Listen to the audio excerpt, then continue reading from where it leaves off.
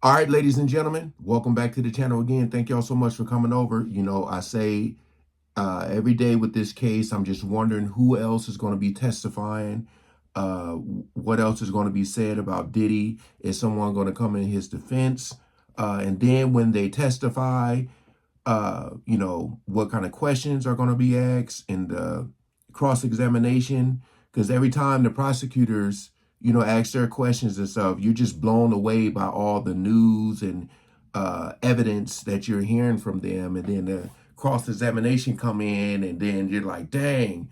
So right now, forgive me if I'm butchering her name, but says here in this article from TMZ, Diddy trial, accuser says Diddy gave her lots of stuff to put in their body, the D word, claims she also sold to him, uh, and Cassie, I believe, is saying, Bryana Bongolan, hopefully I'm not saying that wrong. A fashion designer who is suing Diddy for 10 million took the stand against him, and she testified that she brought stuff for him and Cassie. All right. They say she also goes by the name of Bana. Hopefully I'm saying that right. You never know how people pronounce their name, but Bana began her testimony Wednesday morning in the rap mogul's federal trial in New York City, and she touched on the allegations introduced in her civil suit, once again alleging Diddy held her over. Oh, this is the one. That's right. I remember that had came out a while back. The one that held her over the edge of a balcony and threw a knife at Cassie during a different incident. Wow. Oh, okay. Okay. So she's testifying. And I was wondering too. All right. During the balcony incident, she said she was sleeping on the couch with her ex-girlfriend when Diddy stopped by. She said she brought her ex to a bathroom to shield her from what she anticipated was going to happen next. Man, this guy is just, from everything we're hearing, a legend that's alleged against him. This brother was vicious, man. She said she returned to the balcony and fired up a joint as Diddy came up behind her, lifted her onto the railing of the balcony. She said Diddy yelled, "You know what the F you did?" But she responded she didn't, prompting Diddy to toss her against the balcony furniture. She said Cassie stepped onto the balcony and asked Diddy, "Did you just hang her over the balcony?" Uh, again, hopefully I'm saying her name right, but Bongolan, sorry, said Diddy then left, and she left too with a huge bruise on my leg and back and neck pain. So I'm just wondering again, did Diddy come there by himself? Did security come with him? Because again, this security guard, his security team, boy, I'm just wondering, are they going to go down with him? Because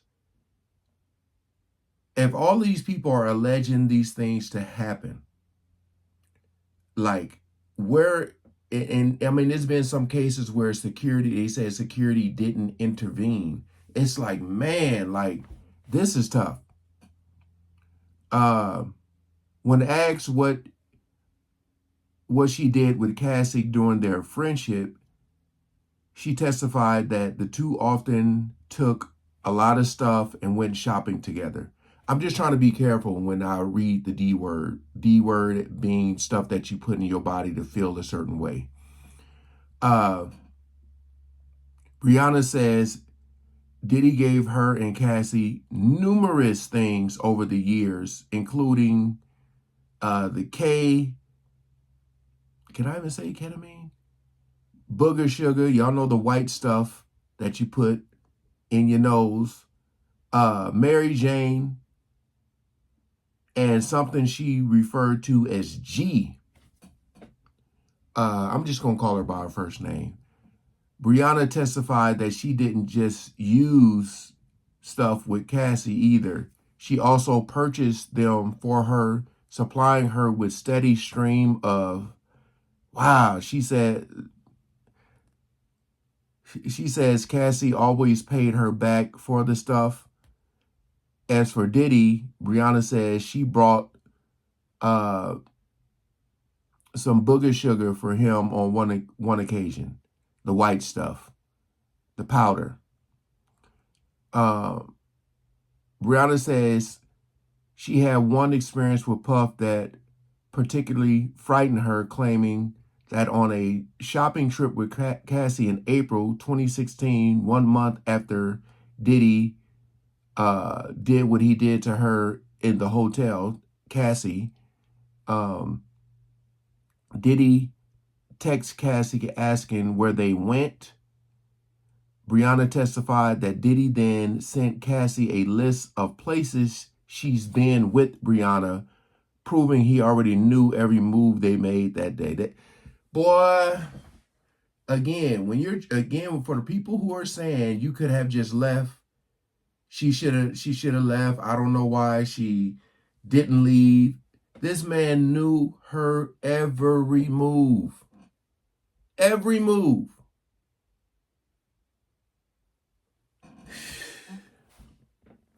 As you know, Bryana's lawsuit laid out claims against Diddy, focusing on an incident where she alleges he came over to Cassie's apartment and attempted to do things with her. She says she resisted, in which he allegedly took her out to the balcony and held her off of it. So Bryana is saying that Diddy tried to do something with her. She resisted. He took her off the balcony. Every time I hear a balcony story, I just think of Vanilla Ice.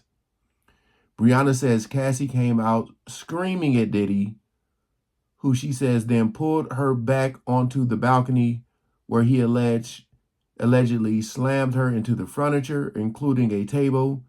Diddy denies Bryana's allegations against him. Again, he can deny all he wants.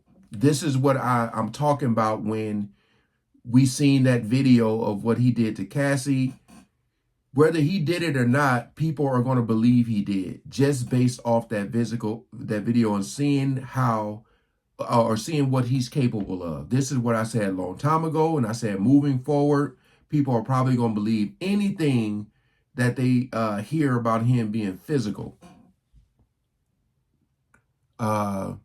And that was the end of the article. I'm going to wait to see if the Law and Crime channel are going to talk more about this, because they'll probably go into more detail. But then we got to also wait for the cross-examination.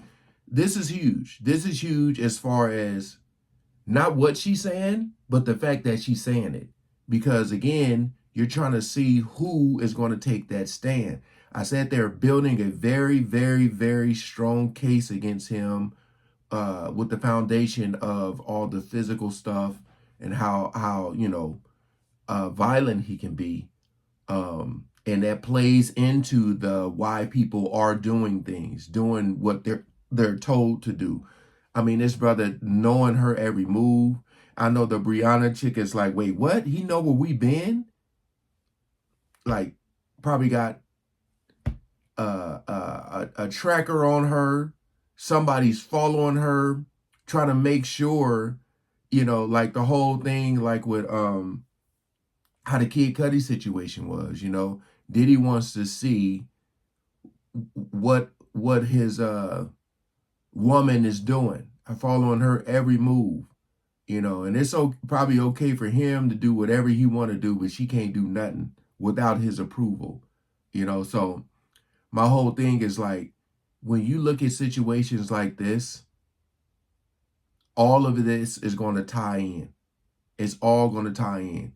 I still think like the security and other people that were close to him, like the KK chick, the Christina Quorum, all of them, I feel like they either gonna they either gonna have to testify and ask for immunity, or they're gonna be implicated. And I mean, I know he's the only one being charged, but what is that gonna do to them? So that's the one. That's the one I'm waiting for. The KK, Christina Quorum, if she's gonna take that stand, because that is going to be huge, huge. I'm telling you, if it comes out she asks for immunity, that may literally be the nail in the coffin. Because if she asks for immunity, that means she's about to spill the beans. So we got to protect her at all costs. Because boy. But hey, appreciate y'all coming over. Stay tuned for more. Just waiting for more details to come out. All right, peace out.